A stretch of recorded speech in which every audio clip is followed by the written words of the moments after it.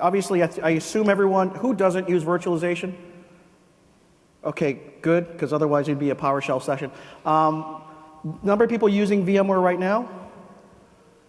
Not surprising. Number of people using Hyper-V now? Pretty good. Number of people using both? That'd be a very good question. You know, and amazingly, it's not surprising. Some variation of this session I have given for the better part of 4 years. And the VMware number has not changed, honestly. In fact, you know, it's pretty steady. We know what it is. The Hyper-V number is growing, obviously, but the number that's running mixed is actually the one that's growing the most. And I think to some extent we're going to try to target everybody within this session. We're going to try to explain the differentials between Hyper-V and VMware. Much of it is going to be a discussion of some new evidence or some new information you may not know about Hyper-V. We don't want to be a bashing type of thing, but we are going to address certain things that we feel are inaccuracies. We are very proud of our product, but you should know that both of us are former, not VMware employees, but we're former VMware users. We had used it in the past. We've used their products. Matt McSpirit here is a VCP certified administrator, so we understand what the process is, but we're going to try to address all the issues. If you have any questions, we ask that you hold them until the end of the session. If we do run out of time for any reason, don't worry. Just come on up to us, and we will answer the questions individually one-on-one. So we're going to get ready in just a minute. Anybody really, hands up, you guys enjoyed the Connect demo this morning? Okay, good. I just want to let you know that's actually not my job. This is my job.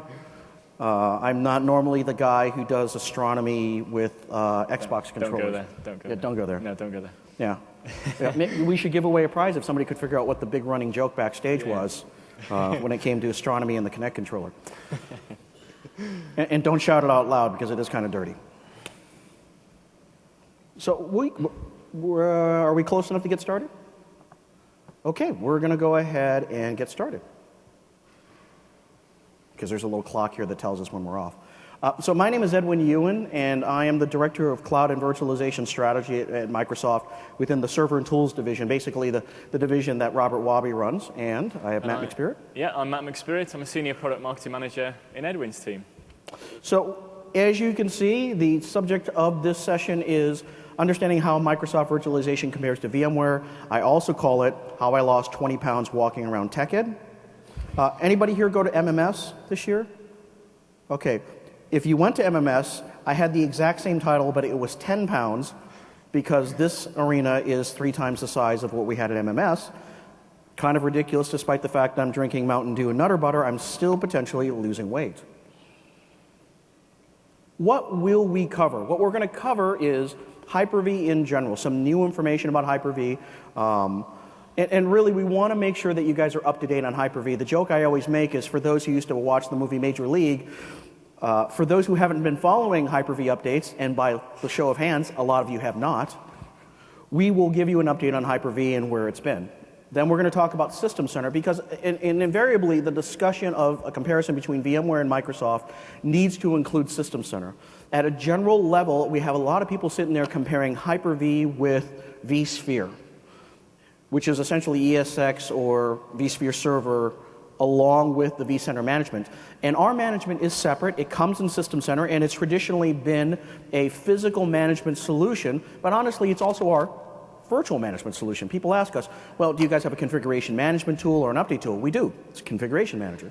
Do you have a monitoring tool? We do. It's operations manager. We do have virtual machine manager, a very specific thing. But in general, what we've done is we've extended our tools into virtualization so that you can adopt one infrastructure to manage everything across the board. Thus, when you do a comparison, it's really Hyper-V and System Center against ESX and vCenter. Then we're going to go a little bit on why Microsoft Cloud, and that has an impact, which is if you choose to make the investment in Microsoft, in virtualization, and in management, what benefit will you reap thereof? Though I promise you we won't do too much cloud so that the cloud drinking game does not apply too much in this session, it's still something we want to talk about. Then we're going to go ahead and provide you with some summary and the resources. You will get the slides on what used to be ComNet but now has a different name. You will get the slides. It will have all those things. There'll be various web links that we're putting within the presentation. Just know follow our voices, listen to the presentation, whatever is visually on the slide you'll be able to look at later and work on yourself. Now, one of the interesting things, and I like throwing this slide up, is the growing trend of, and this is what we call the server virtualization shipped forecast. And we are talking about the total number of VMs, really, virtualization really exceeding physical in this case going forward. But this is also in terms of number of logical units, not just the servers that are running virtualization. On the left-hand side is actually a breakdown of the operating systems that are running in a virtualized environment. And as you can take a look at, 72% are running in Windows. So Windows is the predominant operating system still when it comes to virtualization. I always like to note the 11% of you who are not paying us. On the right-hand side is two charts. It is in yellow and it is in blue. Yellow is the physical server shipments. Blue is the virtual unit shipped. So obviously, virtualization rising dramatically. The total number of VMs versus physical machines is a great differential. The thing I always like to point out is looking at the yellow bars. Unlike a lot of the discussions we know we've had in terms of virtualization, virtualization did not result in fewer servers. If anything, it resulted in more servers. Because what it did is it allowed us to deploy more systems more efficiently, but also more quickly. So you didn't have to make the gauging discussions of, should I deploy this server? You just went ahead and deployed that server. So you ended up actually potentially with more servers, so the number of servers is still growing. The concern that result is what we usually call VM sprawl, which is, I've created so many virtual machines, or this guy created a virtual machine. If I don't understand or have a firm grasp of what those virtual machines are, or what workloads run in those machines, I fundamentally potentially lose track of them. Even if they're turned off, they're taking up space, they're taking up configurations, there are potential security issues. This is one of those reasons why management is so important when it comes to virtualization. Where it became a slight inconvenience to not understand your systems in the past, it becomes fundamentally dangerous in a virtualized environment. Very simple question, why Hyper-V? There's a lot of myths, perceptions, fears, uncertainty, and doubt. I hate using the word FUD because then a FUD word just starts coming up on the use of the word FUD and whether or not FUD is being thrown around. Let's just put out some things there. Performance and stability. People have always talked about performance and stability. Do we have the performance and stability? Is there an issue? Is Hyper-V mature? Is it a general purpose OS? Does it cause problems? Does it require patching? If I'm relying on Windows, do I fundamentally have a system that is not as stable? What's the guest OS support? Why don't you guys support OS blah? And we'll get into that. And also, are we really enterprise ready? Are we still lacking some key fundamental capabilities? Now, we talk about performance and resources because there's been a significant amount of performance testing that has been done on Hyper-V within the last 12 months. The first question I always get from people is, do you have the comparison between VMware and Hyper-V? And the answer I say is no. We don't, because there is a restriction within the VMware ULID that does not prevent published comparisons from a performance nature unless they approve the results. So there are very little published out there. There is one available from the team at Virtual Reality Check, Ruben Respirit and Jeroen van de Kamp. I will caution this. It is very, very specific to terminal server configurations, but they do have a comparative number. In their testing, they ran 3 tests. The first test they ran was 32-bit terminal server VMs without hyper-threading turned on. What they found was that vSphere was about 5% faster than both Xen Server and Hyper-V. In general, in all results, Xen and Hyper-V performed about the same in this test. When scaling the 32-bit with hyper-threading turned on the CPU, Xen and Hyper-V then moved to approximately 15% better than VMware. When scaling above 100 TS sessions in that test, the response for all 3 were fairly equal, but when they went above 100 terminal server sessions, the drop-off was a little bit more for vSphere. Finally, when moving to 64-bit terminal server VMs, Hyper-V and Xen Server and Hyper-V were within 14% of bare metal. So a lot of people ask us, what's the general overhead? In general, we're seeing overhead between 5 and 15%. These bear out the numbers, but we always note that these numbers were 27% ahead of vSphere 4.1. Does that mean that vSphere is slower than Hyper-V in all situations? The answer is no, of course not. But in certain situations, what you'll see is some hypervisors are faster than others. Some are a little slower than others in other situations, but in general, the performance is fairly on par across the board. All the major vendors have made a very, very strong push. We feel we've made a very strong push in terms of our comparisons to physical servers and our comparisons to running our workloads, Microsoft workloads. So let's move on to that. In 2010, Microsoft hired Enterprise Strategy Group, or ESG, to do a study for us. Now, what happens is we pay them to do the work. They do all the work, setup, configuration, all the test parameters. So effectively, they stand behind the results, but it is sponsored by Microsoft. In the 2010 report, they granted 4 fundamental conclusions. The first conclusion was they went through the install process and documented to show how easy it was to install Hyper-V if you're familiar with Windows and if you're familiar with virtualization such as VMware. The second point that they found was they tested the automatic failover capability. They found that the automatic failover was just as expected as you would from other vendors like Xen and VMware. The VMs fail over when the physical server was shut down or you lost network connectivity or lost connectivity. Third, that the live migration feature in Windows Server 2008 R2 gave the same level of equivalency to a live migration or a vMotion feature, zero downtime or effective zero downtime. And then fourth, they did a number of tests.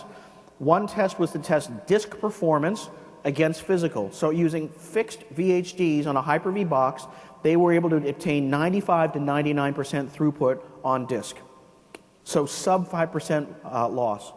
In terms of overall workloads, they looked at a simulated Exchange database, simulated SQL database, file server, and web server. They were able to obtain between 89 and 95% total performance across the board for applications. So you're looking, again, at overhead of in the mid-single digits to the low double digits. That report is actually available to download from ESG or Microsoft. ESG also did some reports that weren't sponsored by Microsoft. They were with other partners. One of the questions we always get is scalability of Hyper-V on a cluster. Hyper-V currently supports up to 16 nodes in a single cluster. ESG was able to work with EMC, and in the EMC test, they were able to scale the full supported ratio that Microsoft support, which is 16 total nodes and 1,024 VMs attached to a single SAN. These are the numbers for the scalability and the disk performance. Again, 95 to 99%. And then in 2011, we hired ESG again, and ESG did performance tests. And what they did was this time they compared the new SP1 version of Server 2008 R2. And this time we were focused on running the 3 major Tier 1/Tier 2 workloads that people are running, which is Exchange 2010, SQL 2008, and SharePoint 2010. The configuration was aimed to provide really high performance, but not something that was out of reach for everyday administrators like yourselves. So, what did they do? Base install of Hyper-V, no specific tweaks or performance changes on Hyper-V, just the recommendation, fixed disks, things like that. In terms of the application, base install of Exchange, SQL, and SharePoint, no additional fixes or tweaks to that software. So, out-of-the-box install, out-of-the-box install. They used higher-end hardware, but not unobtainable hardware. Sometimes I know if you see a benchmarking test, it's hardware that produces incredibly high numbers, but it's a machine that you'll never see in your lifetime. What we used was full-height HP blades. They used dual 6-core processors, had 128 gigs of RAM. In general, they created VMs with 16 gigs of RAM. And then they had a back-end SAN that was there was an EMC SAN, and it had, I believe it was 155 disks with approximately 90 disks separated specifically for the data that the VHD sat on. So high-end systems, but not completely out of the ballpark. So what numbers did they get? For Exchange, they ran a jet stress against 4 VMs running Exchange. The Exchange mailboxes were 512 megabytes, but they had dual copies on the Exchange servers, so they were duped. They scaled across 4 VMs on a single physical box, and they were able to show I/O performance equivalent to 20,000 mailboxes on a single server, and that if you use the Exchange tested solution within a cluster, you could easily reach 32,000 mailboxes across the board. For SQL Server, they used the TPC-E tool and created simulated OLTP traffic, running again 4 VMs, 4 identical SQL VMs, scaled linearly, and they showed that it was within 88% of the physical server performance, so only 12% overhead when running the 4 VMs, and that the 4 VMs were able to scaled to 1,800 transactions per second, and it was able to scale to 80,000 simultaneous OLTP users on a single physical box across 4 VMs. The final test was SharePoint 2010. They ran what they called light workload, which was 80% browse, 10% upload, and then 10% edits on the physical web server. It was scaled to 5 VMs, 1 backend SQL server, 1 SharePoint backend server, 3 IIS web servers as the front end for SharePoint. And in that configuration, they were able to scale up to 400, it's actually over 460,000 simultaneous SharePoint users. So these are numbers that are comparable, as good or better than any other published number from any other vendor. And if you go to some later sessions that Matt and myself will be giving later this week, we will go into details on the performance results. We'll go into details on the recommendations to create these type of results and get the best performance out of SharePoint, SQL, and Exchange.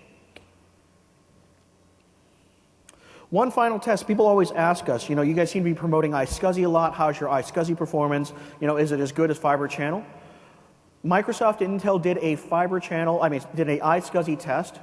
And what they did was there was one physical server hitting a single Cisco switch, and they had software-based iSCSI on the back end. I believe it was 10 targets.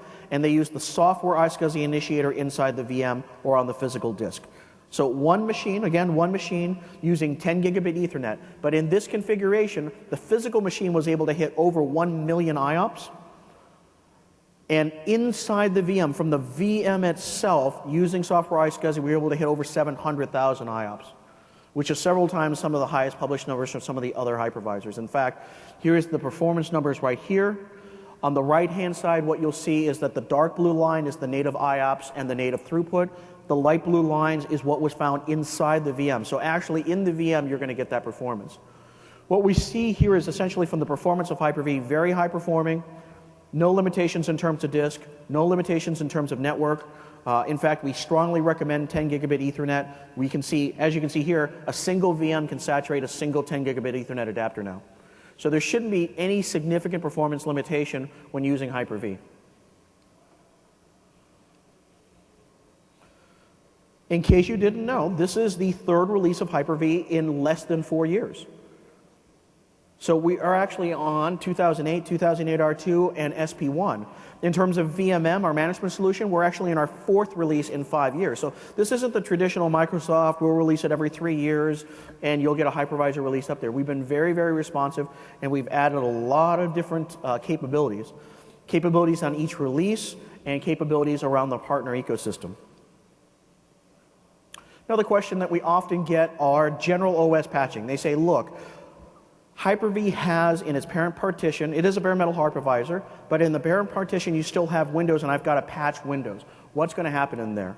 And people have said, well, if you're going to be fundamentally unreliant on Windows, you're going to have problems. So this was a study that was actually done, I believe it was over 3 years. Was that right, Matt? Yeah, it was on Jeff Woolsey's blog, on the Virtualization blog. So what they did was they compared total disk print, so total size of patches, total number of patches, and total number of reboots that resulted. And what we found was that Hyper-V, depending on the versions of vSphere, either had the same number or had less in terms of total size of the patches, total number of reboots, and total number of inquiries. So a lot of us have made that assumption that because it's Windows and you have security issues with Windows, you're going to have a significant number of reboots with Hyper-V. What we've seen is empirically it does not result in that because not all the patches apply to Hyper-V, especially if you're running core. Guest OS support, we get this a lot, which was, what OSs do you guys support? So let's be very, very clear. The definition of support from a Microsoft operating system or a Microsoft hypervisor is fundamentally different than every other vendor that is out there in virtualization, primarily because we're an operating system vendor. When Microsoft supports an operating system in Hyper-V, we support the actual operating system running in Hyper-V. Thus, if you call Microsoft and you have an issue, we will troubleshoot not only the VM and the integration components that we have, but we will troubleshoot the operating system. And if it's not one of our operating systems, we have a support agreement with the corresponding support organization for that operating system. So what we support is obviously Windows Server 2008, 2008 R2, 2003, some of the small business servers, Windows 7, Vista, and XP. Those are the operating systems we support on physical systems. When it comes to Linux systems, right now we support SUSE 10 and 11. We support RHEL 5.2 through 5.6, and we just announced support for CentOS 5.2? 5.2 to 5.6. 5.2 to 5.6. People ask us, do you support some of the other Linux distributions? The answer is we don't right now because there is no central support organization to make a support agreement with. Most of those distributions are community supported, or they have an organization that's community supported that we would have a hard time having a support agreement. Can you run those other Linux OSs? The answer is absolutely yes. We've submitted our integration components to the main kernel. We've got to fix some bugs before it'll be accepted. But essentially, you can take the downloadable drivers and compile them on almost any distribution, and you can run it. You can run almost any operating system in Hyper-V. Comparatively, most of the other vendors, VMware notably, will make integration components or files that will make it available for certain operating systems that we don't have. But they will actually provide you no support. If you call them, they'll make a best effort, just like Microsoft would on an unsupporting operating system. But fundamentally, if it's a problem with the OS and they can't figure it out, they'll tell you to call the vendor. The great example of that is listed in support for VMware is NT4, Windows 95, and MS-DOS 622. We don't support those operating systems on a physical box. No one does. So that's why Microsoft cannot put those operating systems within our list of supported operating systems. But Microsoft and Hyper-V is a fully supported, fully running hypervisor. You'll be surprised what you can run inside Hyper-V, even if you don't have integration components. Final point, lack of enterprise. What capabilities do you not have? We do have live migration and built-in HA. Yes, that means you can move a VM back and forth without any downtime. Yes, that means that when a server goes down, we automatically fail over to another server. We have a DRS equivalent called Pro, so we can optimize your systems. We do have systems to put a server in maintenance mode and automatically evacuate a server. In R2 and R2SP1, we added a significant amount of processor support, including support for second-level address translation.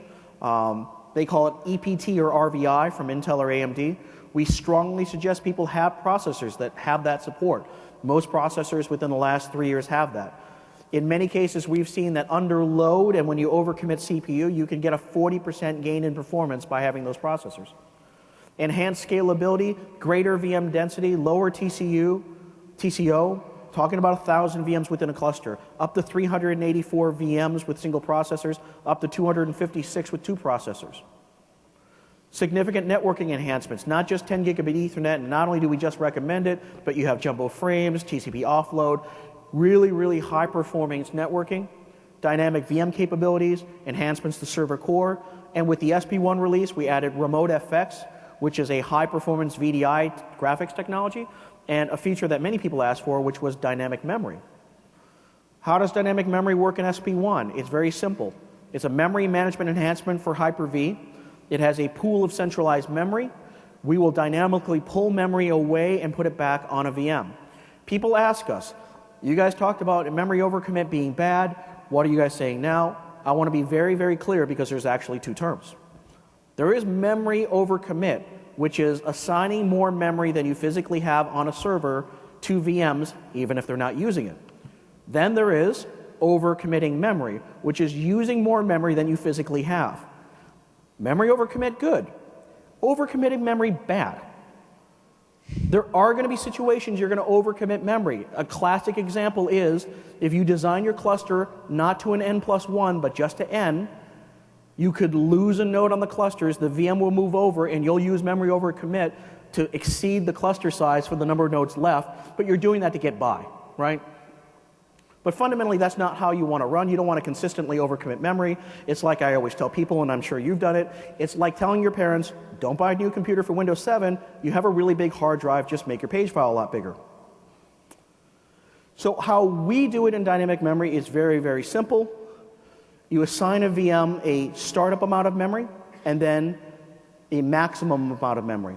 When the VM starts up, it'll get the startup amount of memory, and then depending if it's using it or not, we'll actually take memory away or we'll add it.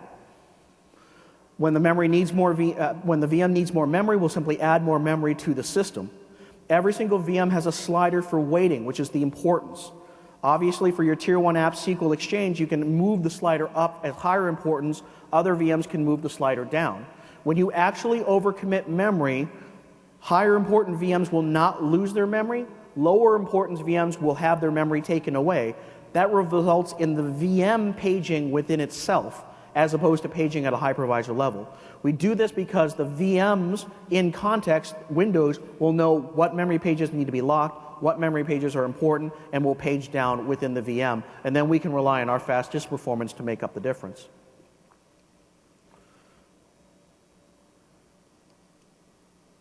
How are some of these different? How does VMware do it? How does Microsoft do it? We both essentially do the same thing. Before you run out of memory, we do dynamic memory or memory ballooning. You move the memory around on the VMs. Does VMware have other memory management technologies? They do. They have memory compression, page sharing, and then they do hypervisor memory page sharing. One of the important things is that most of these technologies are critically only used when you actually overcommit memory, which I told you probably shouldn't do. In fact, VMware tells you, don't do it if you really want good performance. And then some of those technologies are implemented. Memory compression seems to be pretty effective on certain areas. That's to compress the memory to avoid paging more. Page sharing, which used to be a very effective technology, is not as effective these days with address space layer randomization and with SLAP processors. In fact, with SLAP processors, it makes it very hard to use. What happens is when it actually doesn't run out of memory, VMware pages at the entire hypervisor level, we page at the VM level. We feel that it's a little bit more efficient to do it at the VM level. Are we exploring other technologies? We are exploring other technologies, but we feel, and our testing will show, effectively you get the same performance ratio. In fact, on standardized platforms from Dell and HP, using VDI login as the test, we got a 40% gain by enabling dynamic memory over non-enabled dynamic memory, and that was actually slightly better than the VMware ratio. So what we're looking at is effectively both technologies will give you about the same ratios, if not a little bit better on our end. Just to add to that as well, we had a test with Quest V Workspace, and they doubled the consolidation ratio on one particular example that they ran. So they went from 60 VMs on a single size host to over 130 VMs on that same size host. And it wasn't a case of, can I start the next VM? Can I start another? It won't be usable, but can I start it? They were doing performance testing and workload generation. So it's a really advanced, intelligent memory management technology, dynamic memory. Yeah, and you can go ahead and take it. I've seen numbers 2 to 1. It all depends on the workload, yeah. But much of the testing that we did was actual workload. The VDI test performed actual logins and runs of the VDIs. It was not simply having VDI VMs idle or available to log into. Now, free hypervisors, one of the things that people ask us is that VMware has the free hypervisor, ESXi, you can download it and run it. Does Microsoft have the same? Microsoft does have the same. Hyper-V comes in 2 flavors. One comes with Windows. One does not come with Windows, what's called Microsoft Hyper-V Server 2008 R2SP1. No, it doesn't have the word Windows in it, very smart marketing naming, in my opinion. But what happens is it's very simple. If you don't need Windows Server 2008, you don't need the licenses that come with it, which is really the great benefit that you get with buying Windows Server 2008 Hyper-V. You can download the Microsoft Hyper-V Server. Anyone can download it on their own. It comes on a CD image. It's about 700 megs. You can go ahead and run it and install it. In fact, once you install it, all you get is that, which is a text-based menu, and then you get a second window, which is just a command prompt. A very similar view to Server Core. Why would you do this? You would do this if you have available Windows licenses you can reuse. If you're using Windows Server 2003, if you're using any Linux distributions, you do not need to buy Windows or pay for Windows in order to get Hyper-V. But it does have the same level of scalability and capability across the board.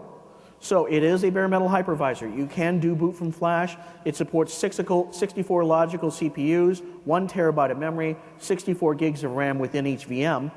Some of the really interesting thing that it does, it includes clustering, failover, and live migration all for free.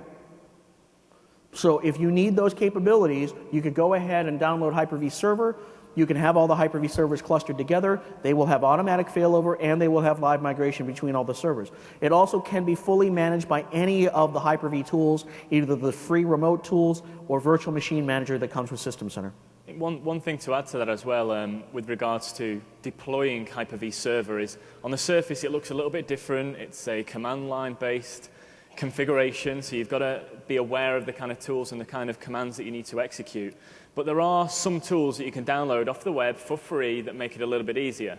So if you head over to Codeplex and do a search for a little tool called Core Configurator 2.0, that you can put it on the root of C on the Hyper-V server and utilize that, and it gives you a nice GUI that's a little bit easier to use and administer very quickly. But recently, one of our partners, Five9, have actually released a virtualization manager tool that comes in a free and a paid-for version that, again, you can put in the Hyper-V server GUI-less environment and have a local GUI to ease administration if you want to. But the ultimate thing is, it's still a WIM image. Hyper-V server is still a WIM image, so you can deploy it through Windows Deployment Services or the Microsoft Deployment Toolkit or SCCM. So you can still integrate it with your core deployment tools. Just because it looks a little bit different doesn't mean it does to be handled differently. It's not the case at all. Oh, absolutely. What we're trying to do is just provide the right number of options that you have available to select what you need. It's a very, very quick install as well. Very, very short time. I think I already talked about this. Comparison of vSphere directly to Hyper-V is really not the comparison we want to make. We really want to make the comparison to System Center. So we're going to go into a little bit of why System Center. I'm going to let Matt take the lead here, and then I'll go ahead and chime in as necessary. Cool. Yeah, just to relate back to what Edwin was saying before about the guest OS support as well. Although we don't support things like Fedora or Debian or some of these other distributions that are out there, there's been a tool that's been released very recently. It's on virtualization.info around how we can help you deploy Linux-based OSs onto Hyper-V with the integration components as part of that as well, and that integrates nicely with PowerShell. So we can provide those links at the end anyway. We can show you what they're like. So it's certainly worth checking out. I probably should also bring up, there was a recent review in InfoWorld comparing the 4 major hypervisors, which was Red Hat, Zen, Hyper-V, and VMware. Though I didn't agree with all the conclusions, I actually was on site for the testing that was done. If you download the raw testing results, and there's Excel graphics on there, you'll see that the performance is actually pretty steady across the board. But if you look at it, what they did was they ran a loaded and unloaded test across 4 configurations, 2 Linux, and then 2 in Windows. So a total of 8 tests. In 6 of 8 tests, Hyper-V beat VMware in the testing, within percentage points, but it did beat it. In 1 test, VMware was significantly faster, but that was because of a encryption chipset technology that we didn't support. And in the final one, there was less than a differential of 2%. But what we found is that most of the hypervisors are actually fairly consistent. Hyper-V finished either first or second in almost every test in 6 out of 8 tests. I think that's a good reflection on where we're at in the industry now, is that there are 3 vendors who've got 3 comparable offerings from a hypervisor perspective. They're all pretty good performance, in fact, very good performance. And for you guys, it means that you've got choice. Because what we're seeing now is the people who've invested in VMware 2-3 years ago, they've got a big investment for the server infrastructure. When it comes to VDI, you saw HSBC in the keynote. That is a massive, massive deployment of VDI. I've never heard of one that big in terms of the number of desktops being virtualized on any platform. But it's going on Hyper-V, and that's a credit to where Hyper-V and Windows work really well together as guest and hypervisor. But through choice and being able to choose for you guys, it only increases the speed of innovation that we need to out-innovate our competition in this space. And they'll be thinking the same thing as well. But in terms of innovation and where we've come from a maturity perspective, this time it's VMware on the back foot because we've got a mature management platform. We've had it for a long time. Some of these system center tools that we'll talk about that can enable you to do more around virtualization, around physical, around desktop and data center, and now cloud as well, VMware are just starting to embrace these things, and they've got an uphill struggle to catch up to us in the virtualization space, in the management space. So if you look at what System Center or management can provide from Microsoft, it's really across physical and virtual, and we've been positioning this for a while. Edwin said before about some of the System Center tools. They started off really focusing on physical management, tools like Operations Manager, but they've very easily translated across now to managing and monitoring virtual infrastructures, equally across to the desktop, and now into the cloud, workloads and applications, and that's where we've got the depth knowledge. For VMware to monitor and really extract useful information about Exchange, SQL, SharePoint, they don't have that today. That's why a lot of organizations deploy VMware and System Center on top, or another management tool. With Microsoft, with System Center and Hyper-V, we've got the best value but the most integrated solution. And that's whether you want to deploy virtual machines and manage them, you want to monitor services end-to-end. So for example, monitoring Outlook web access through to Exchange, and understand what the user's going through when they log on. VMware and the vCenter can't tell me that. It doesn't give me that information. That's where more deep knowledge tools are really coming into play. And I really want to stress that. The ability to understand how the application is working inside the VM is really the next step. As we advance virtualization management and we really want to get into potentially the private cloud, understanding how the applications work inside the VM becomes critical where it was optional before. You know, and people have come to me and said, well, VMware seems to have some tools. The majority of the VMware tools work within monitoring at a VM level or the output to the VM, either at a disk or at a network level. And the description I always give people is, it's almost, how many people have kids here? Hands raised, just keep everyone going. It's kind of like if you have kids, you ever been to the daycare center and you're standing in the hall and you hear a lot of crying and screaming, and you can't tell if they're happy or sad? That's essentially what the situation is. Unless you're actually in the room, you can't tell if the kids are happy, sad, if they're beating each other, or they're just running around. VMware is kind of watching what happens when kids run out of the room. What System Center is, it's like you're the teacher in the room. You're in the room, you see what's going on, you can understand the relationships, and you can actually take proactive actions against it and do something about it. I've never heard that analogy. That's a good one. But it's not just, as we go forward into this, we know about our systems, we're monitoring them, we're deploying them efficiently through Virtual Machine Manager as an example, but we're rapidly getting into this eggs in fewer baskets situation, where we're consolidating more aggressively. We've got a number of hosts, a number of virtual machines consolidated onto fewer hosts. So protection of those workloads is becoming increasingly important, and we'll touch on that shortly. But then it becomes interesting around compliance and how we manage drift and change, and System Center can help us with that. And then two of the newest areas that more advanced, well-managed infrastructure is starting to get into are around IT service management, change management, and also the process automation. Because automation is ultimately going to drive you towards private cloud, and it's ultimately going to save you time and effort.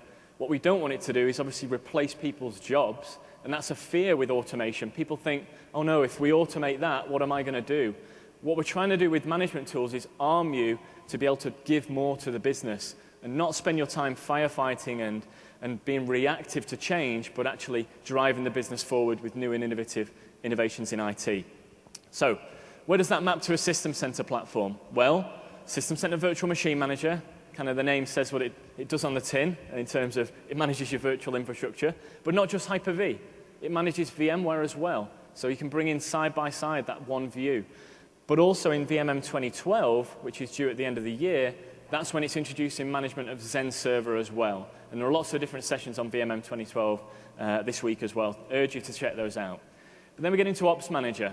Very, very mature technology, well over 10 years now in terms of its development lifecycle.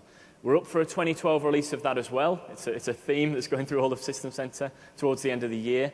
And that's given us the knowledge and the insight. And in this environment, that is really the power to bring about good reaction to what's going on in terms of alerting and monitoring. And we can check that out as well.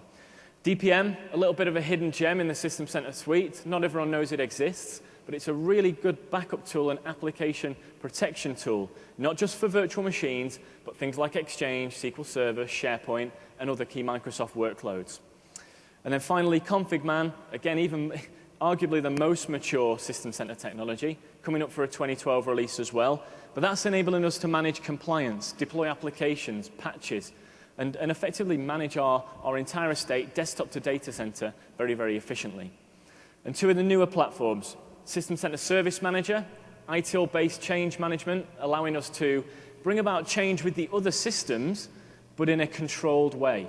So instead of me just manually closing an alert because I think I've fixed a problem, now I can bring about audit trails and relevant change management around that particular alert as an example. And finally, the most recent addition to the System Center family is a product called currently Aparlis and will become System Center Orchestrator towards the end of the year when it launches as 2012. An orchestrator is really our tool to help oil these cogs. So if you imagine these individual System Center tools as cogs that fit together, but we want to streamline the processes between them. We want to build workflow that enables us to save time and effort. And that's really where Orchestrator is best in breed for the Microsoft technologies, but not just the Microsoft technologies. There are integration packs that allow us to integrate with VMware and other non-Microsoft management platforms that allow us to glue together these different parts so it becomes less of a disparate infrastructure. So there's a real good story around integration, and that's the key. is the unparalleled levels of integration between the tools. They're not built in silos, and when they launch, they think, oh, I should have thought about how I could integrate that with Virtual Machine Manager. They're doing this from the ground up. They're building them side by side to integrate from the word go, to make it more powerful for you guys. And that's a real key asset, I think, for System Center. But we look at some of the integration examples that exist, and we'll look at some more in a few minutes in the demo. But one thing that Edwin touched on before is PRO, Performance Resource Optimization. And this is unlocked when you combine Operations Manager, which is monitoring, it's got the knowledge and the insight, and with Virtual Machine Manager, which has got the control over the virtual infrastructure. And when you combine those two, it unlocks PRO, which is effectively a way of bringing about change from a virtual machine perspective relating to changing conditions. So I'll give you an example that happened to me in our demo environment. We've got some hardware and some hosts, and some of the memory DIMMs were starting to exhibit errors. So the DIMMs were starting to fail. If we didn't have management tools or monitoring tools, we wouldn't know about this. But we were using Dell hardware in our environment, and Dell Open Manage picked that up. It picked up there was a problem. But because we've got the Open Manage management pack imported into System Center Ops Manager, we now see those alerts there as well. But this management pack from Dell isn't just a normal management pack, it's a Pro-enabled management pack, which means it's a little bit more advanced and it's got more virtualization awareness. So it understands that if there's a problem with a host, maybe a fan or a power supply is gone, or the memory DIMMs are exhibiting problems, what impact would that have on virtual machines? And it could bring down the whole host, which means the virtual machines would fail over to another node, but we'd have some downtime. So in a proactive step, Ops Manager fires an alert to VMM to say, we've found these errors, there's errors with the memory DIMMs, we need to move the VMs off now. And the effective result of that to the VMM administrator is a pro tip. A pro tip appears in VMM, and the administrator gets all the knowledge about what it's found, the recommendation about what we should do, and the option to dismiss and say, you know what, I'll run the risk, stop telling me about this, or implement. And implement, in this example, moves the virtual machines with live migration off that node and puts it in maintenance mode so nothing else gets placed on it. We can go and fix the problem then with no interruption to the virtual workloads. And that's really important, and that's something that is really unique to System Center Ops Manager and the VMM combination. Yeah, and actually, because it uses Operations Manager, it can monitor almost anything. It's a fully extensible platform, so you can go ahead and actually get a number of different packs from our partners, or you can write your own potentially. The implementation can also be automatic, so it does this automation behind. Another example that we have is we worked with our friends at Brocade, and what the Brocade pack does is it actually monitors your fiber channel connections to your back-end SAN storage. When the back-end SAN connection on fiber channel becomes overloaded, the fabric controller actually sends information over to Ops. Ops tells VMM, go live migrate and rebalance those VMs. So it'll automatically rebalance those VMs based on the fiber channel backend. And we've done things like auto-extend LUNs if necessary. We've done things like monitor an IIS site, and if the SLA goes down, add a new VM. So it's more than just monitoring CPU and memory and then doing optimizations. This is really the next level of optimization for virtualization. Understanding what's wrong with the app and then doing really interesting things that not only seem to solve the problem, but you'll know to solve the problem because you're actually monitoring the app and you know what the problem is. Yeah, and remember what I said before, VMM can manage VMware. So we can bring about Pro in a VMware environment as well. And there are some great management packs and great knowledge out there that can help you do that. So it's really, really intuitive, really, really useful. And another example that we've got is from F5. So you can see here's Virtual Machine Manager. We've got a couple of hosts in a cluster. Live migration is obviously enabled as part of that. And if there's a problem exhibited by the F5 load balancer that's picked up by Operations Manager as an alert, and it sees that there's a critical situation either occurring or about to occur, we can send across a pro tip from Ops Manager to VMM to say, you know what, something's going wrong. We need to bring about some change. We need to move, in this case, or shut down a particular virtual machine or move it or create a new one, as Edwin said. There's good examples all over the place. So that's where Pro really comes into its own. And if you've heard anything about VMM 2012, there's a new feature in VMM 2012 called Dynamic Optimizations. And some people think that, does that replace Pro in VMM 2012? Does Pro go away and the investment partners and ourselves have made in that, does that go away? Because what dynamic optimizations is something that is purely within VMM 2012. It doesn't need Ops Manager, but it's gleaning information about the host, the CPU, the memory, the disk, and it's moving virtual machines around intelligently and optimizing their placement. That does not replace Pro. So Pro will still be here. You'll still integrate Ops Manager with VMM 2012, and you'll still get knowledge about hardware alerting. In the example of F5 or Brocade, they will still occur. So it's very complementary. It's not a replacement in 2012. So the investment you make now will still go forward into the future. So we've got a little demo of some stuff. I've been rapidly setting up these demos, and just before there was an IP conflict, so it knocked me off the network, but now we're back. And we're just going to whiz through some of the different System Center tools just to give you a bit of insight into what we have, and then we'll look at how we compare very briefly. Now, if you've not seen Virtual Machine Manager before, this is VMM 2008 R2. And as I said, it will manage Hyper-V. As we're managing a cluster and a standalone host. We can manage VMware Virtual Center. And that's a key point. That's something we get often asked. Can I manage VMware without Virtual Center? I.e., I've got a load of free downloaded ESXis. Can I manage them with VMM?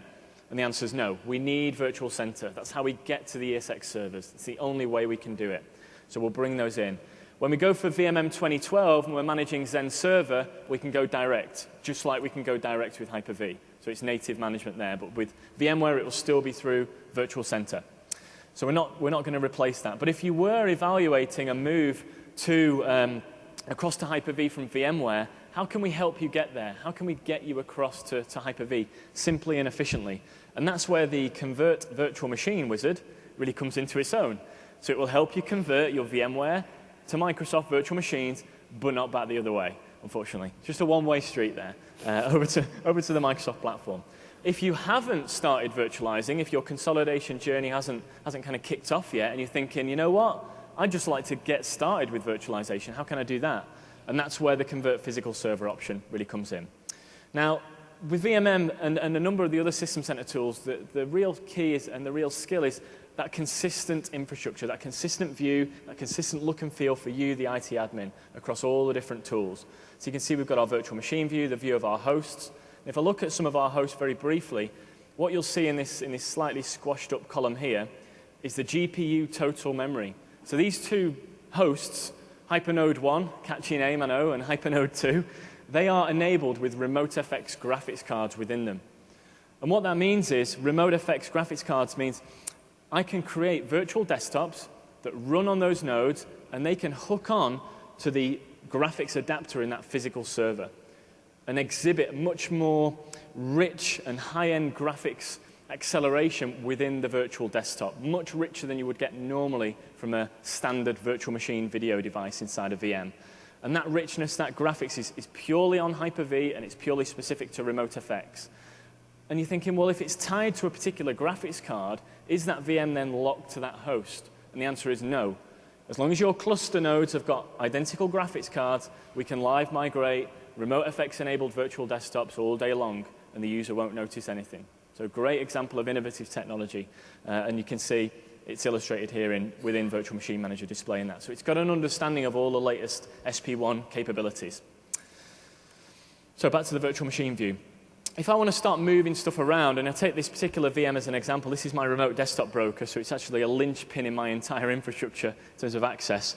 You'll see this virtual machine is enabled with dynamic memory, so it's currently been assigned by Hyper-V just under 600 meg, whereas the demand, i.e. what this operating system needs at this point in time, is just under that, 477. You're going to say, well, why don't you just give it what it's asking for? And you can do that. You don't have to give a little buffer, but by default, Hyper-V gives a buffer of 20%, and that's configurable. So, for example, if this VM needs 477, Hyper-V will go, you know what, there's 477, and there's a little bit more extra just in case. If there is contention, the buffer will be the first thing to go. So we'll take that back, and we'll give it to the other VMs that are perhaps more higher priority. And you can see at the top here, here's the Pro Tips button, I suppose you'll call it. And that's what illuminates and lights up should Ops Manager be discovering anything that could bring about change in our environment. So let's bob over to System Center Ops Manager. And you can see our infrastructure. It wouldn't be a demo infrastructure if it didn't have alerts and issues. And we've got a fairly Heavy set of issues going on. 9 of our machines are critical.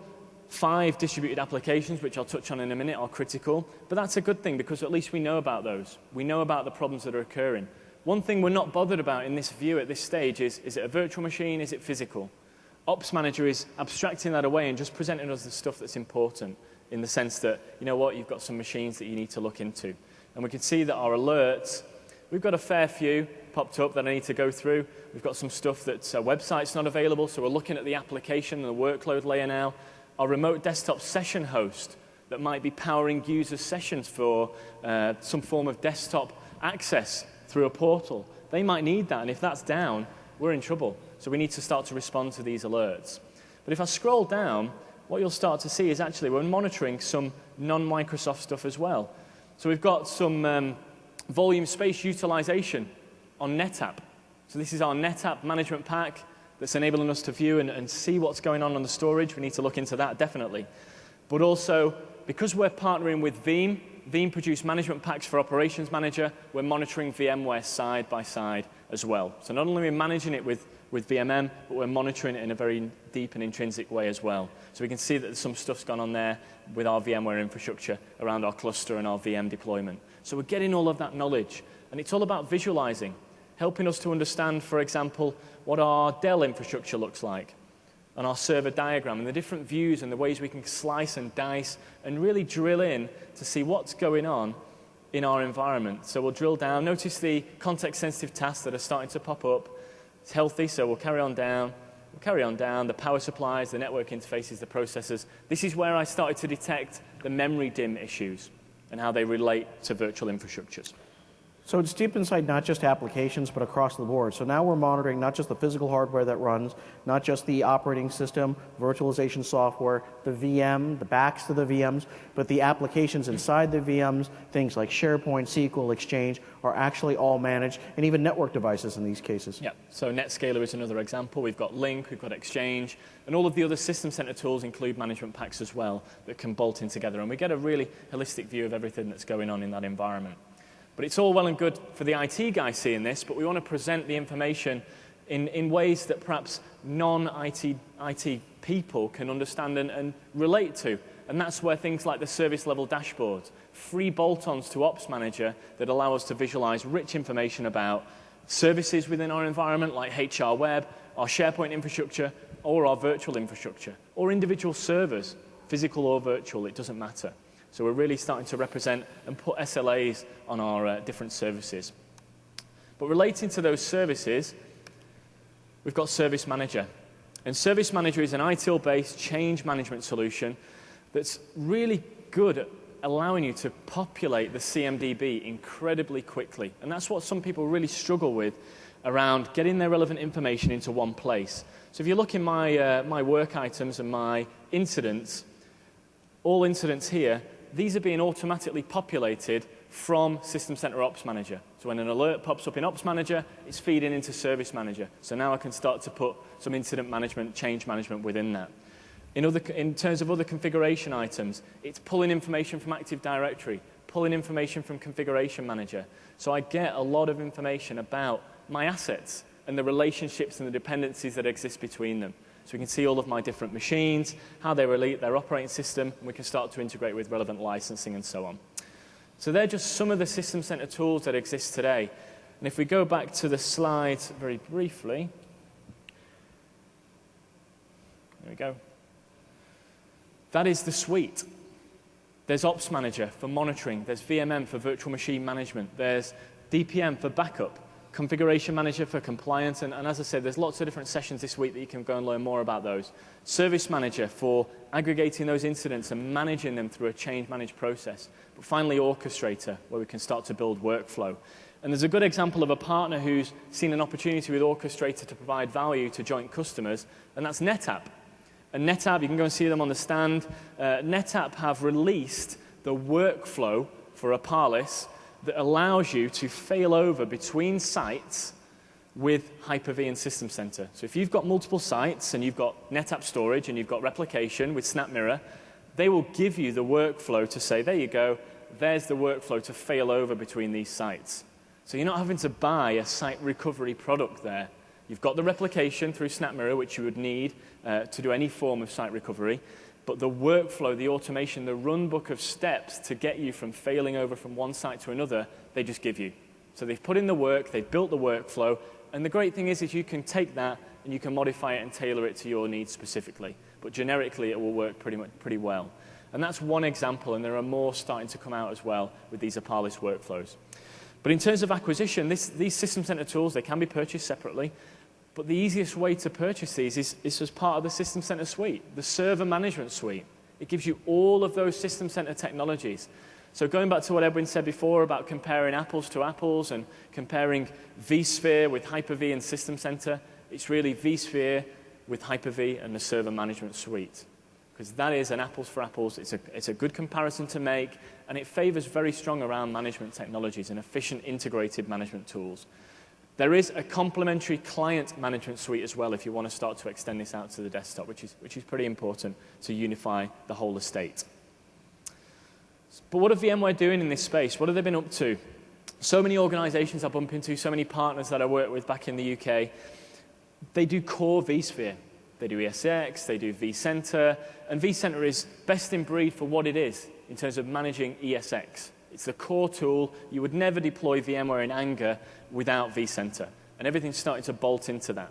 Okay, so SRM is a good example. But what about these other tools that they're starting to introduce or acquire? vCenter Operations. Is anybody using vCenter Operations in the room? No? Okay. Or was there one hand at the back, right at the back? So vCenter Operations is an interesting one. Not because it's very similarly named to System Center Operations Manager, you know, I'm not going to go there, but in terms of what they're doing and what they're monitoring and what they're starting to embrace, because they're realizing that customers are virtualizing, yeah, they're great, and they're starting to really get that done really well, but now they're looking for more. They're looking for the automation, they're looking for the monitoring, the knowledge about the workloads. Now, vCenter Operations is actually, it's a bit deceptive on the surface, because it's actually 3 products under the covers. So there's vCenter Operations Standard Edition, per VM licensed, and that is effectively what was Integrion Alive VM. And so they've acquired this technology, and it's been rebranded as vCenter Operations Standard Edition. vCenter Operations Advanced Edition gives you everything that's in standard, and it gives you another product called Capacity IQ. So another product to integrate or try and integrate together with one another. Still per VM licensed. Then you get onto Operations Enterprise, and this includes the acquisition they made from Ionix, what was ConfigureSoft. So this is allowing them to now start to reach out beyond the virtual infrastructure out to the physical estates. Okay, this is a big deal. This is a big, big shift for VMware. But with System Center Operations Manager, we've already got a mature platform there to do that. We've already got a very reputable, very well-defined and innovative technology that's in this space. That's vCenter Operations. That's one element. Bringing some of the others, data recovery has been into vSphere for a while. That's kind of integrated already. Configuration Manager we've touched on, what was ConfigureSoft. Service Manager acquired from the Ionix group, again, Infra, what was Infra for Service Desk. How this integrates with Operations, Integrion, all the other different bits and bobs, who knows, we're yet to see. And finally, vCenter Orchestrator, which was an acquisition made from Junes. Again, bolted in now, it's part of vCenter, it's part of your license when you get that. But gelling together all the different bits is the challenge I think VMware are going to have to embrace going forward. And that's a big step up. They're embracing areas and scenarios that they've not embraced before, whereas System Center is already a very well integrated solution set at very attractive license point as well. Yeah, in terms of the comparative also, one of the important comparisons is that the feature set of the System Center set is dramatically different. In terms of, for example, vCenter Operations, unless you buy the Enterprise Edition, which has nebulous pricing at best, but estimates of between 3 and 4 figures per VM, so upwards of $1,200 a VM, you can actually monitor any applications without a third-party tool, such as Operations Manager. In fact, that's one of the tools that Integrion used to recommend. vCenter Orchestrator, for example, can orchestrate the management of vCenter itself, the core server, but right now it doesn't have any integration with any of the other vCenter products, Server Operations Configuration Manager, because it has no integration. But one of the other big things about the Service SMSD or Server Management Suite is we license it by socket. Yep. So it's by socket, physical socket, 2 CPU, 4 CPU, whatever. Once you've paid for it by socket, you can use all 6 of these tools, unlimited agents inside every VM without paying an additional cost. So it's a single cost. You pay for it. Whether you have 5 VMs on the server or you have 50 VMs on the server, it does not matter. The majority of the VMware products are now moving to a per VM model, either announced already or probably soon to be announced. And at a per VM model, you're effectively having to pay for every single system you're monitoring, which would actually directly affect whether or not you either monitor, or if you always monitor your systems, whether you actually even deploy a VM, because now you have to think about the costs associated when you go from a license cost.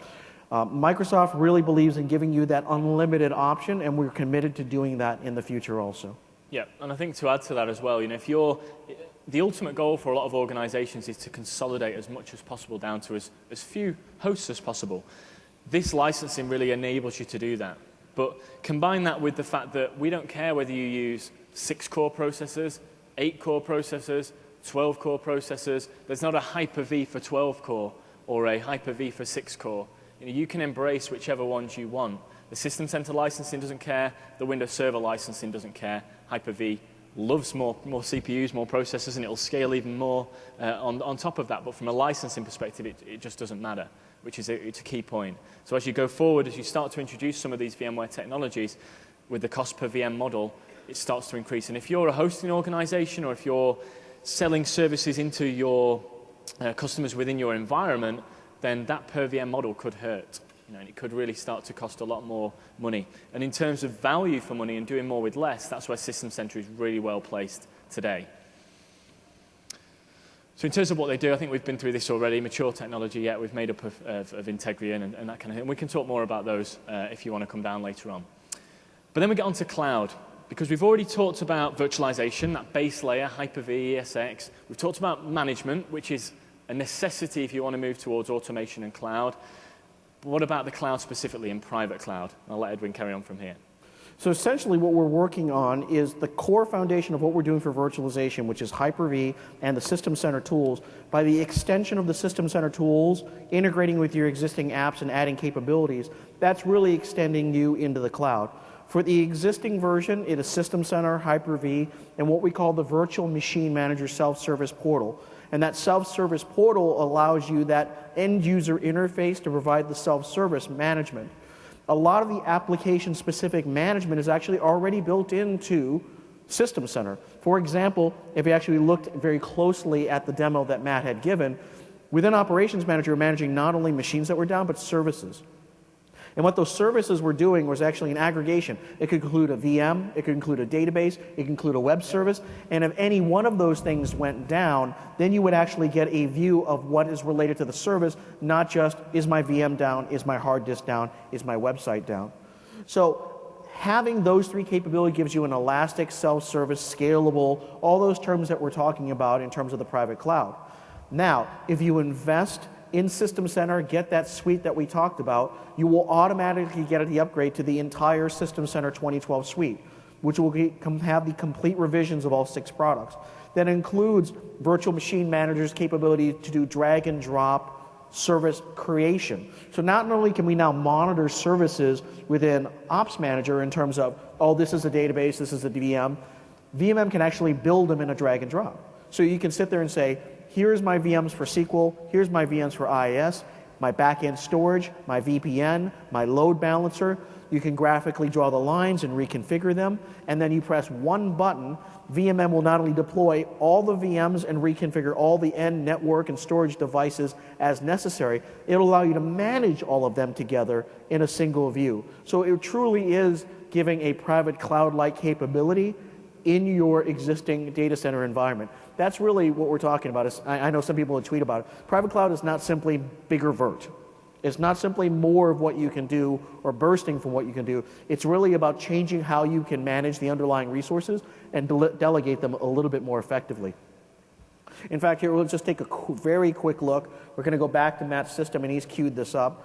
And go ahead, Matt, sorry. Yeah, so this is a distributed application in System Center Ops Manager, if you're not familiar with these. This is a service called Really, Really Important App. It's a sequel to Really Important App, which is another service that's also broken. But you can see that it doesn't matter whether it's a virtual machine or a physical piece of hardware.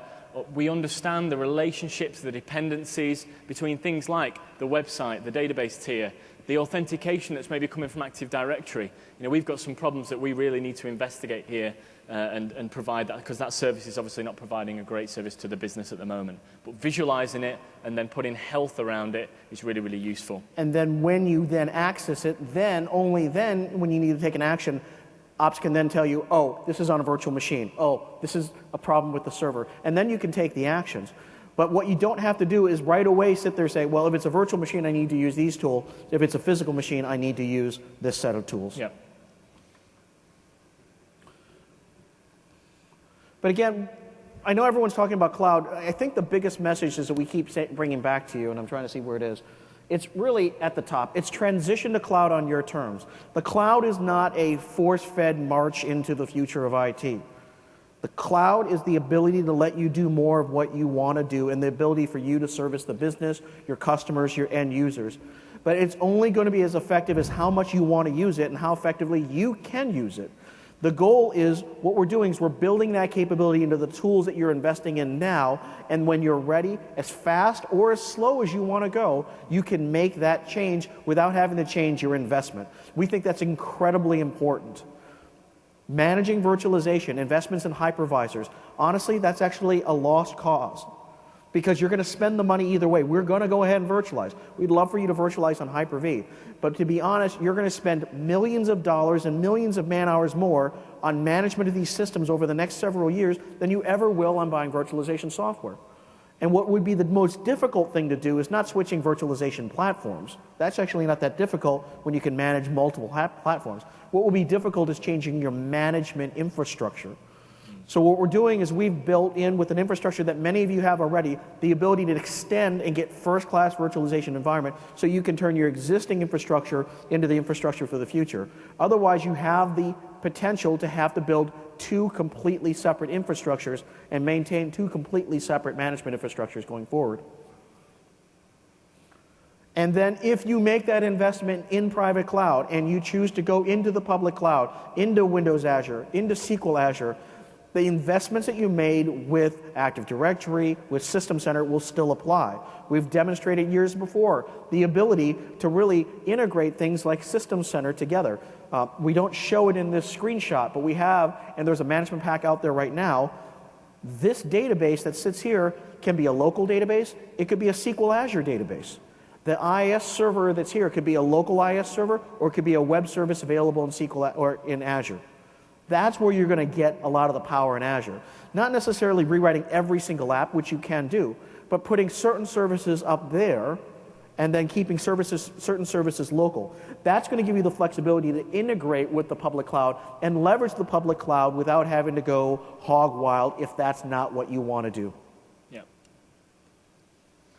We often get asked, how can I get started quickly on private cloud as well? And we have a number of partners, some of our OEMs that are on our fast track program. Many of them are here at the conference in the exhibitors area. So we've just got a new one that's been announced around Cisco and NetApp, around a fast track, so a pre-validated configuration of Hyper-V, System Center, hardware and storage, working in harmony. But there are others from HP, IBM, Dell, and so on. And you can check those out on the Microsoft.com/virtualization site. It's very simple. Instead of just sitting there saying, this is our block configuration for private cloud, go ahead and buy it and you get 3 flavors. What we're doing is we can do it in 3 different ways. We'll let you implement it. We'll give you the guidance to go ahead and do so. If you choose to do that, you get the maximum flexibility, but you don't get as much guidance necessarily. In the middle, we've got a bunch of partners. They'll implement it for you. Microsoft Consulting Services will implement it for you using the base guidance, but working with you. So there you get a little bit more assistance, a little bit more pre-configuration, but you still have your flexibility.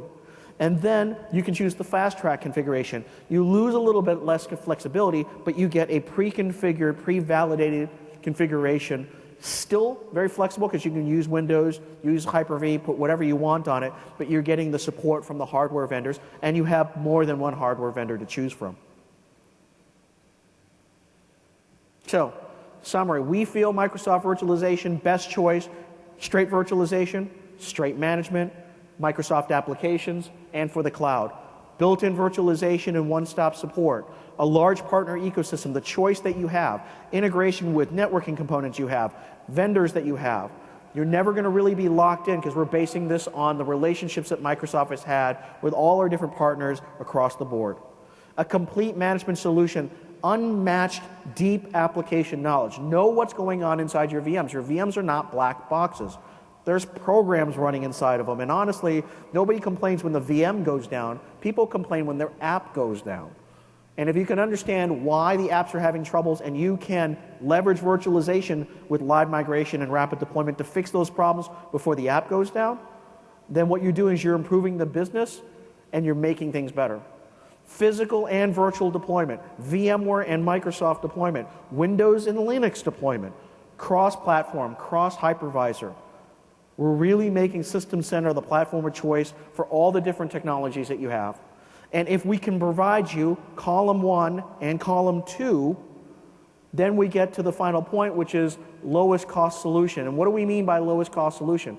To do Microsoft virtualization, to do Microsoft private cloud, you only need 2 things. You need Hyper-V either in its free form or with Windows. So that's a null cost for everybody. You're either buying Windows for the licenses or you can get the free version, and then you get the System Center suite. So on an average 2 CPU box, the System Center suite at list price is about $2,500. VMware with Enterprise Plus and 1 copy of vCenter is over $11,000. That's where you get 3.5, 4 times the cost differential. And we have studies that show the lower ongoing costs for using Microsoft, even if you're a VMware shop. Because you know Windows, you know virtualization terms, if you could just understand how Microsoft, how Hyper-V calls them, the management and use of Hyper-V is incredibly simple for a VMware administrator.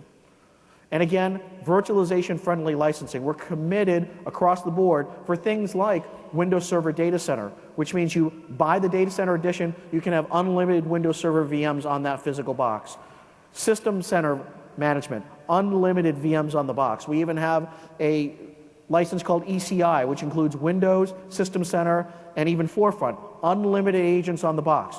Charge you once, you don't count VMs, and as you increase density, as you get new servers that can do 12 cores a server, and you can go from 5, 6, 7, 8 VMs a box to 25, 30 VMs a box, which is not far-fetched in the next year or two, your costs don't change. The better efficiency you get with Microsoft, the better cost savings you get because it's a fixed cost, as opposed to a VMware management solution where as you increase your density and increase your efficiency, the potential for management costs actually increase, not decrease. Now, some related content. There's 3 breakout sessions that are occurring on Wednesday and Thursday. These sessions are specific to workloads. We'll be doing entire 75-minute sessions on Exchange, SQL, and SharePoint. They will include more performance numbers from the ESG test that we talked about, some details on how they were done, but also direct guidance from each of the product groups on how to configure your systems for Exchange, SQL, and SharePoint. And I would really want to point out, for the Exchange one, there's some really new guidance, support for things like high availability and vMotion.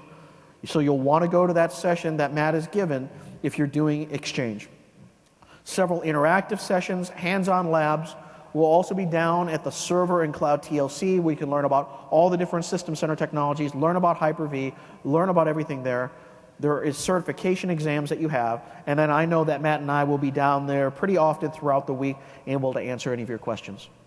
If there are any questions and you do want to ask any now, if you're not too shy, use the microphones in the aisles or at the front. If there's no questions, thanks very much for your time. Okay, let me, a couple more things. Don't forget the time. Sorry. 2 things. If you need more click-ons, these are the websites. For cloud and cloud power, it's Microsoft.com/cloud. I always point out it's Microsoft.com/cloud, not Windows.com/cloud. If you think cloud is watching videos at the airport or swapping heads on your kids' pictures, that's Windows.com. Microsoft.com, the other cloud, that's where we are. Please make sure to complete an evaluation on ComNet. Not only can you win things from a Connect, which I know is a great thing, 2 little water bottles, we do take the evaluations very seriously. Not only is Matt's job rating potentially in trouble if he doesn't get a good rating based on what I read. Thanks. You're welcome. But we do take the product feedback Many of the features in Hyper-V and actually in VMM have come from direct feedback at shows. Things like ESX support when we added it for VMM, adding support for things like load balancers and back-end storage, the prioritization for things like dynamic memory. A lot of that came from the feedback we got from you guys in these forums. So I strongly encourage you to fill out a form. We ask you to be nice. If you have any questions, you can go to the microphone and ask them. If you are too shy or prefer not to ask in public, you can go ahead and come to the front. But I hope everybody enjoys their show. Get a new pair of shoes so we can survive the walk, and have a great show.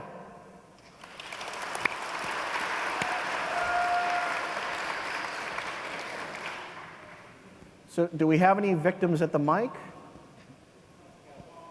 Wait, yes, we have one victim in the back there. Yes, if you can avoid the people running past you, you can go ahead. Oh, we need the mics turned, the question mics turned on. Hold on a second here. They'll turn them on in the back. Yes, no? No? Does that mic work? Test. Oh, gee, okay. Test. Okay, why don't you come up to that mic? That Sorry. one's not working. Yes, go ahead, sir. Is there an equivalent or plans to use things like link clones where you can have a template and deploy machines based off of that without the full disk size?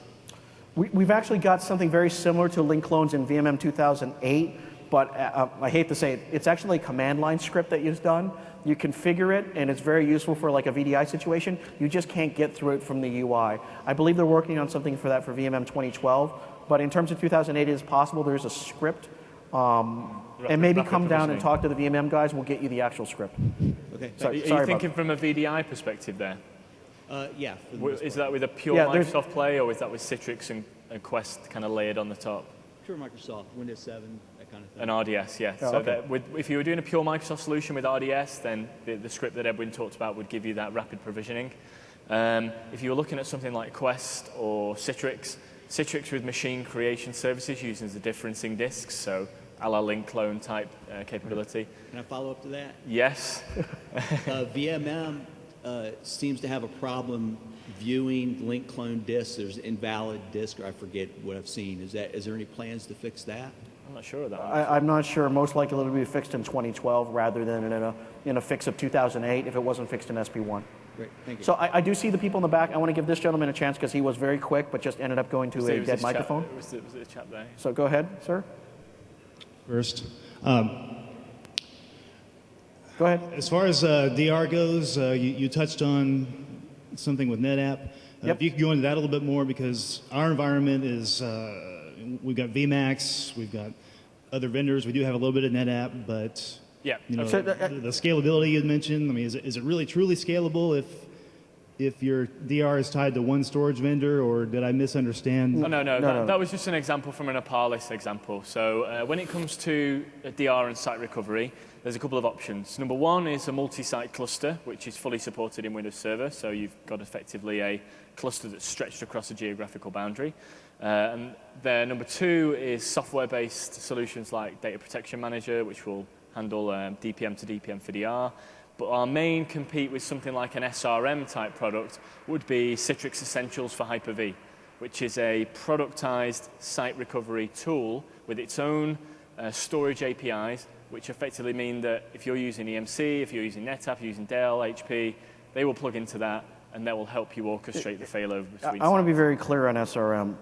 SRM is a product from VMware, but it actually doesn't actually do the site replication. You still have to go to the storage vendors to get the replication. Yep. Honestly, that's the hard part. If we were smart, I would box something up and sell it to you and just has a note inside that says, go see your storage vendor and go see Citrix. What Citrix does is it creates the push button to make things happen. You still have to get the scripts. If you get the scripts from the vendor, whatever vendor you have, you can do the same solution for Hyper-V as you can for VMware. I mean, the example I'll give you is I talked to an analyst and he went to a big VMware user group. There were 600 people in the SRM session. When they asked how many people had it successfully implemented, 4 people raised their hand.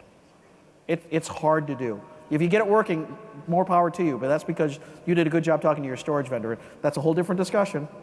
But just understand that the capability is there. It's just we don't box it like they do. Yeah. Okay. I'm going to go to the person in the. You can do it with Aparlis though if you want to. So with Aparlis also. in the far back. Just curious a little bit about fault tolerance. I don't know if that's what you're talking about with him, but you No. know the fault tolerance. We do not have a fault tolerance solution right now. We've worked with Marathon, and we're going to have a fault tolerance solution in the future. VMware does have a fault tolerance solution, but I want to be very clear about its applicability. It has limited applicability because of certain limitations. Most likely workloads that you're going to want fault tolerance, which is a hot run, hardware hot at the hypervisor, is for tier 1 applications. The VMware solution only supports one CPU for the VM, which mostly would eliminate the tier 1 applications you would want, like Exchange. There's also other things, such as obviously buying 2 copies, running 2 copies, paying for 2 copies, the 20 to 30% performance loss because of the syncing. But the big issue is that the most applicable applications that you want with FT, you want the most processors for, and you can't do that in FT in the way it is right now from VMware. But I'll be upfront, we do not have an FT solution for Hyper-V 2008 R2 right now. Next victim. Yeah, does Hyper-V have a backup API with change block tracking or not? Similar to VADP on VMware. What we use in terms of the backup API is basically VSS. So what happens is if you run Hyper-V and you use a VSS-capable backup solution, DPM is one, but there's other ones out there. What will happen is DPM will communicate with Hyper-V, and Hyper-V will use this VSS writer to quiesce the VHDs to make sure they're data consistent. And then what it will do is the VSS writer inside of Hyper-V will sync with the VSS writer inside of Windows, and then it will sync with VSS writers inside that run for Exchange or SQL. So you get data consistent backups, and then the logging is then from there. So we do it a little bit differently because we QoS through VSS, and we're limited by what the VSS can do. But what that results is one backup solution, 2 jobs can back up the full Hyper-V box, can back up the individual VHDs, can back up the Exchange databases and SQL databases all the way down to individual rows, and you can restore at any 3 levels, and they're all data consistent without any shutdowns. Yep. And it is just the change blocks that get and just the change backed blocks up at any time, so it's not a full VM backup every time. It's using, with DPM as an example, it's using things like expressful. It's an intelligent way of just capturing and that is direct access to the server, so it's actually very, very high speed. So we don't have to proxy or use any other API in order to access the server in order to reach the data. But for optimal performance, we do recommend integrating something like DPM with the VDS hardware provider or the VSS hardware, because that will trigger a snap on the SAN, which is obviously it's a hardware snapshot, very efficient. We'll back up the change blocks, and then we'll clean it up afterwards. So. Okay. All right. We have one person in the back, or they're just, okay, yeah, go ahead. Yeah, it's not really related to the session so much, but what in the world is this Microsoft gadget above the cups? As far as I could tell, I believe that is the thing that you strap on your body and then it makes your muscles contract. Okay. I have no idea what that is. I've like never seen that in my life. Is it not like a solar charger? Is it a solar Oh, it's a solar battery charger. Thank you. Okay, thanks. Trust me, whatever it is, you'll want to win one. I would like one, actually. Any more questions at the mics? If you have no more questions at the mics, you could just come on straight up and we will answer them one-on-one. Again, thank you very much, and we will escape here and allow the next session to get started.